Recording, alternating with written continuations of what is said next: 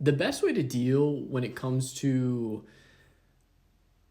managing a survival state and being triggered or reacting or having like a traumatic response obviously is like to be in a safe environment, to acknowledge what is going on, but also to be present and to be aware and to allow that first wave of being triggered or traumatic response to not dictate, to create the whole state of your reality, the whole state of your being, and rather to acknowledge it, but not allow the wave of sadness, anger, fear, anxiety, frustration, rage, depression and sadness, shame, judgment, whatever it may be. It might be something really small that adds up because you don't acknowledge it, or it could be something like a tower moment happening that is can be extreme.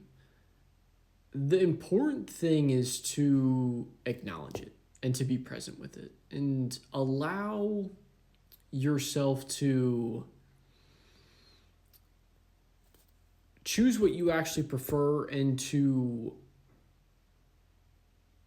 understand why you're having that reaction ultimately. Ending to do the negative belief work as well as the emotional acknowledgement, and not your emotions come up because the way how you're getting triggered and reacting to something is not your authentic truth. It's coming up to be like a red flag, like, hey, this isn't the way how we're painting this picture isn't the truth. The way how I'm reacting or being triggered is calling me to go inwards and to acknowledge this wound, this